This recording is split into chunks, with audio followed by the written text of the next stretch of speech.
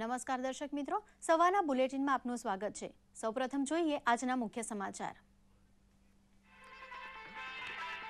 દેશના ઉત્તર પૂર્વના વિસ્તારમાં ગંભીર પૂર સંકટ, ઉત્તર પ્રદેશને પૂરની કેન્દ્રની ચેતવણી। ઉત્તરાખંડ, બિહાર અને ઓડિશામાં હજારો લોકો પૂરથી અસરગ્રસ્ત।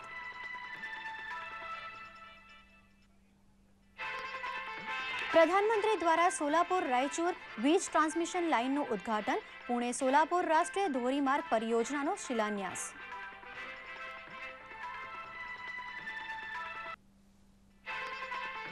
ભાજપમાં રાષ્ટ્રીય સ્તરે નવી ટીમની જાહેરાત, તમામ રાજ્યોને પ્રતિનિધિત્વ આપવા અમિતભાઈએ કર્યો પ્રયાસ। ગુજરાતમાંથી પુરુષોત્તમ રૂપાલાને મળ્યું સ્થાન।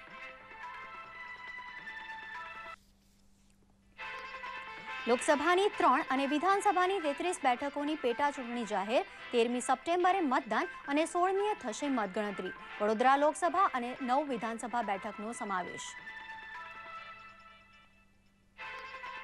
5મી અને અંતિમ ઓવલ ટેસ્ટમાં બીજા દિવસે ઇંગ્લેન્ડની મજબૂત સ્થિતિ, ભારત પર 237 રનની સરસાઈ। જોઈએ સમાચાર વિગતવાર। ઉત્તરાખંડમાં ભારે વરસાદ અને વાદળ ફાટવાના કારણે મકાનો ધરાશયી થતા અને ભૂસ્ખલનમાં 24 લોકોના મૃત્યુ થયા હતા। પાટનગર, દહેરાદૂન સહિત રાજ્યના મોટાભાગના વિસ્તારમાં ભારે વરસાદ થઈ રહ્યો છે। દહેરાદૂન વિસ્તારમાં ભારે વરસાદે 7 વ્યક્તિઓનો ભોગ લીધો છે। પૌડીમાં પણ 14 લોકોના મૃત્યુ થયા છે। લોકોને સુરક્ષિત સ્થળે પહોંચાડવામાં આવ્યા છે। રાહત અને બચાવ કાર્ય માટે સૈન્ય અને વાયુસેના પાસેથી મદદ માંગવામાં આવી છે। પ્રધાનમંત્રી નરેન્દ્ર મોદીએ ઉત્તરાખંડમાં ભારે વરસાદને કારણે થયેલા મૃત્યુ અંગે દુઃખ વ્યક્ત કર્યું છે। મૃતકોના પરિવારો પ્રતિ સંવેદના પણ વ્યક્ત કરી હતી। પ્રધાનમંત્રી નરેન્દ્ર મોદીએ ઓડિશામાં આવેલા તાજેતરના પૂરમાં થયેલા મૃત્યુ અંગે દુઃખ વ્યક્ત કરતા મૃતકોના પરિવારને ₹2 લાખની સહાયની જાહેરાત કરી છે। પૂરમાં ગંભીર રીતે ઘાયલ વ્યક્તિને ₹50,000ની સહાય આપવા પણ જાહેરાત કરી હતી। ઓડિશામાં મહાનદીમાં આવેલા પૂરના એક અઠવાડિયા પછી 62 ગામમાં 71,178 લોકો ફસાયેલા છે, જ્યારે 47 લોકોના મૃત્યુ થયા છે। હિમાચલ પ્રદેશમાં પણ હમીરપુર અને ઉનામાં સતત વરસાદ થઈ રહ્યો છે। કેટલાક વિસ્તારોમાં માર્ગ પર ભૂસ્ખલનને કારણે ટ્રાફિક જામની સ્થિતિ સર્જાઈ છે। ભેખડો ધસી પડતા 200થી વધુ સડકો તૂટી ચૂકી છે। હમીરપુરમાં ભારે વરસાદે એક વ્યક્તિનો ભોગ લીધો છે। બિહારના અનેક વિસ્તારમાં નદીઓની જળસપાટી વધતા કાંઠા વિસ્તારના લોકોની મુશ્કેલી વધી ગઈ છે। ખાસ કરીને દરભંગા, પશ્ચિમ ચંપારણ, નાલંદા અને શેખપુરાના હજારો લોકો પૂરના પાણીથી પ્રભાવિત થયા છે। મેઘાલયમાં પણ ગારો હિલ્સ જિલ્લામાં છેલ્લા 48 કલાક સતત વરસાદ થતાં પૂરની ચેતવણી આપવામાં આવી છે।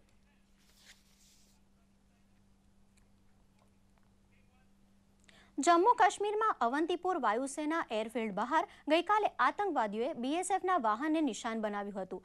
આતંકવાદીઓના ગોળીબારમાં 2 સુરક્ષાકર્મી શહીદ થયા હતા અને 4 ઘાયલ થયા હતા। વાયુસેનાના આ એરફિલ્ડની સુરક્ષા માટે બીએસએફ જવાનો તૈનાત છે। બીએસએફની 165મી બટાલિયનની જી કંપનીના જવાનો આતંકવાદી હુમલાનો ભોગ બન્યા હતા। જવાબમાં બીએસએફના અન્ય જવાનોએ ગોળીબાર કર્યો હતો, પરંતુ આતંકવાદીઓ ભાગી છૂટ્યા હતા। ઘાયલોને લશ્કરી હોસ્પિટલમાં દાખલ કરવામાં આવ્યા છે। પ્રધાનમંત્રી મોદીએ સોલાપુરમાં સોલાપુર રાયચુર વીજળી ટ્રાન્સમિશન લાઇનનું ઉદ્ઘાટન કર્યું હતું। ઉપરાંત સોલાપુરમાં જ 4 લેનવાળા પુણે સોલાપુર રાષ્ટ્રીય ધોરીમાર્ગ પરિયોજનાનો શિલાન્યાસ કર્યો હતો। આ પ્રસંગે જનમેદનીને સંબોધતા પ્રધાનમંત્રી નરેન્દ્ર મોદીએ જણાવ્યું હતું કે માળખાગત સુવિધાઓના વિકાસ ઉપર સરકાર ભાર મૂકી રહી છે, તેમજ યુવાનોને સામર્થ્યવાન બનાવવા પણ સરકાર ભાર મૂકી રહી છે। પ્રધાનમંત્રીએ પોતાના પ્રવચનમાં માળખાગત સુવિધા પર ભાર મૂકતા જણાવ્યું હતું કે દેશમાં વીજળીની અછત દૂર કરવા માટે કોલસાની તંગી છે, એટલે કોલસા નીતિ અખત્યાર કરી વીજ મથકોને પૂરતો જથ્થો ઉપલબ્ધ કરાવાશે। इंफ्रास्ट्रक्चर को महत्व देते हैं, उसको अगर प्राथमिकता देते हैं तो लोगों में इतना पुरुषार्थ पड़ा हुआ है कि वो मिट्टी में से सोना बना सकते हैं। अगर किसान को पानी मिल जाए तो किसान सोना पैदा कर सकता है।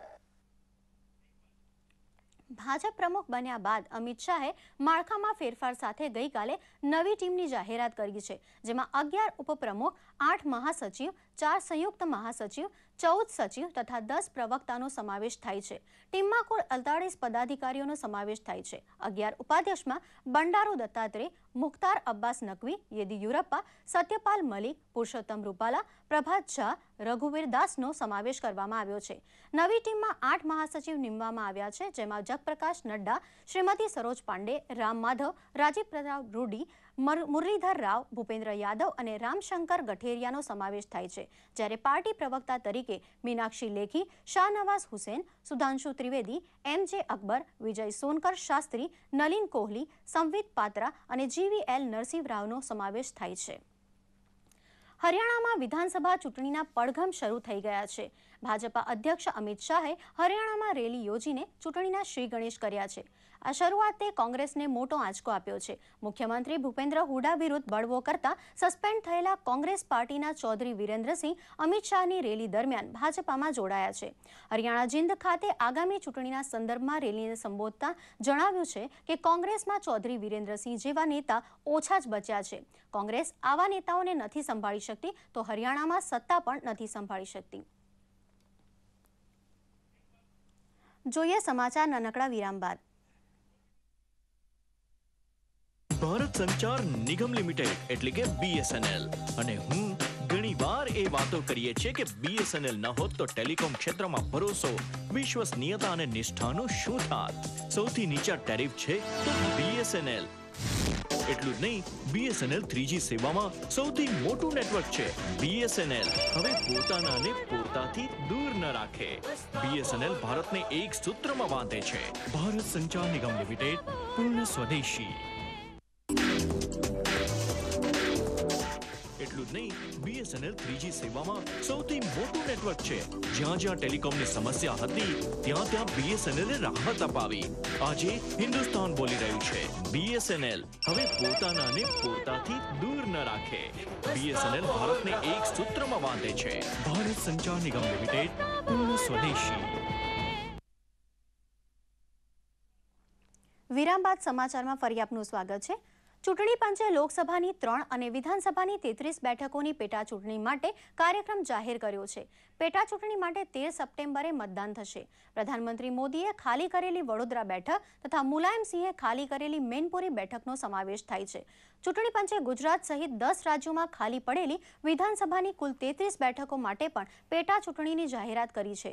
રાજ્યની ખંભાળિયા, તળાજા, માંગરોળ, ટંકારા, આણંદ, માતર, લીમખેડા, ડીસા અને મણિનગર વિધાનસભા બેઠકોનો પણ સમાવેશ થાય છે. પેટા ચૂંટણી માટે 20 ઓગસ્ટે જાહેરનામું બહાર પડશે.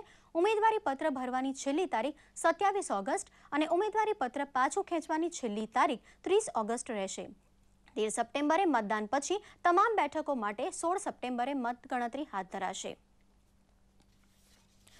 દેશભરમાં આજે જન્માષ્ટમી પર્વની ઉજવણી થઈ રહી છે. દ્વારકા નગરીમાં જન્માષ્ટમી ઉત્સવની તડામાર તૈયારીઓ ચાલી રહી છે. પ્રસ્તુત છે દ્વારકા નગરીથી સીધું પ્રસારણ.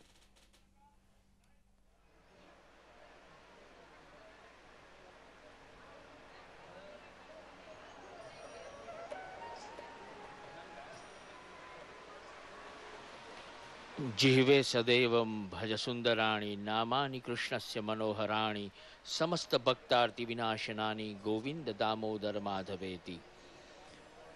श्रीजीना खुल्ला प्रदेश स्नान, अभिषेक स्नान विधि मंगला आरती बाद करवामां आवे छे. सामान्य दिवसों आ अभिषेक स्नान विधि मंदिर में पूजारी द्वारा पर्दा पाछळ थतो होय छे, परंतु वर्ष में 2 वखत एटले के जन्माष्टमी તેમજ જલયાત્રાના દિવસે ભગવાનનો અભિષેક સ્નાન વિધિ ખુલ્લા પડદે કરવામાં આવે છે, જેમાં પંચામૃત, દૂધ, પવિત્ર શુદ્ધ જલ તેમજ અન્ય સામગ્રીથી પૂજારીઓ દ્વારા પુરુષ સૂક્તના પાઠથી આ વિધિ સંપન્ન થાય છે. દ્વારકાધીશના જગત મંદિરમાં મંગળા આરતી પછી જન્માષ્ટમીના પ્રાતઃકાળે આપણે નિહાળી રહ્યા છીએ ખુલ્લા પડદે શ્રીજીના સ્નાન અભિષેકનો આ વિધિ.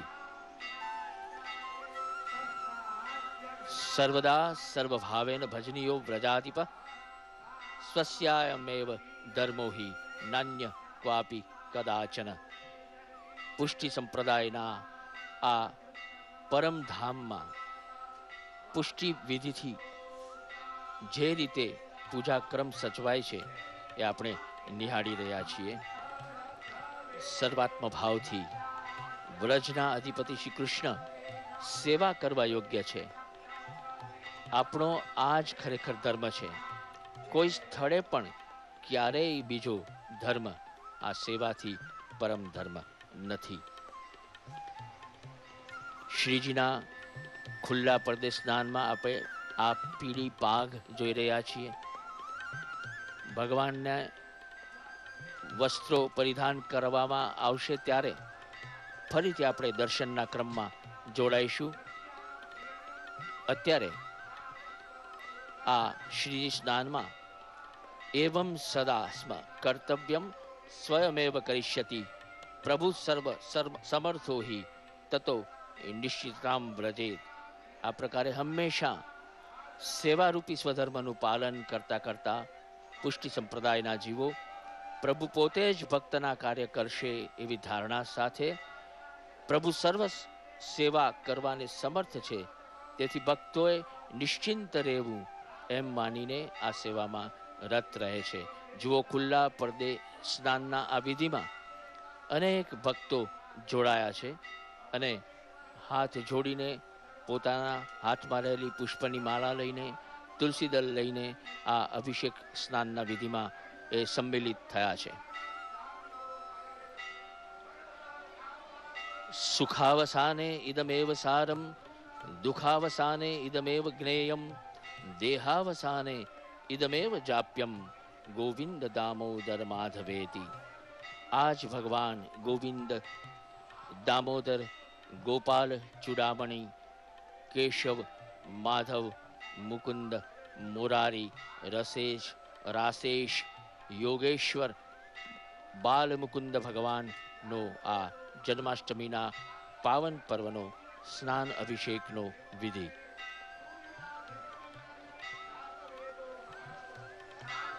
અત્યારે થઈ રહ્યું છે ષોડશોપચાર વિધિથી ભગવાન દ્વારિકાધીશનું સ્નાન વિધિ અને અર્ચન. સૌ પ્રથમ વિષ્ણુ ધ્યાન, ગણપતિ ધ્યાન, શિવ ધ્યાન અને શક્તિ ધ્યાનના વૈદિક પૌરાણિક મંત્રોચ્ચારના ગુંજન સાથે પૂજન સંકલ્પ થયો. શુદ્ધોદક સ્નાન, પય સ્નાન, શર્કરા સ્નાન, દધી સ્નાન, મધુ સ્નાન, કેસર સ્નાન, ગંગાજલ સ્નાન, શંખધારા સ્નાન કરાવી પુરુષ સૂક્ત અને શ્રી સૂક્તના પાઠ સાથે શુદ્ધોદક સ્નાન થશે. શ્રી અંગ લૂછા પછી પિતાંબર ધારણ થશે, તુલસી દલ ધરાશે, વસ્ત્ર, ઉપવસ્ત્ર, પિતાંબર, પાયજામો, ચતુર્ભુજ વાજાની સાથે શ્રી મસ્તક ઉપર પાગ દુપટ્ટો અર્પણ થશે. આ રીતે શંખ ચક્ર ગદા પદ્મ ધારણ કર્યા છે એવા ભગવાન દ્વારિકાધીશનું આ ખુલ્લા પડદે સ્નાન થઈ રહ્યું છે. ગંગે ચ યમુને ચૈવ ગોદાવરી સરસ્વતી નર્મદે સિંધુ કાવેરી જલેસ્મિન સન્નિધિ કુરુ. ગંગા સિંધુ સરસ્વતી ચ યમુના ગોદાવરી નર્મદા કાવેરી સરયુ મહેન્દ્ર તનયા ચર્મણવતી વેદિકા.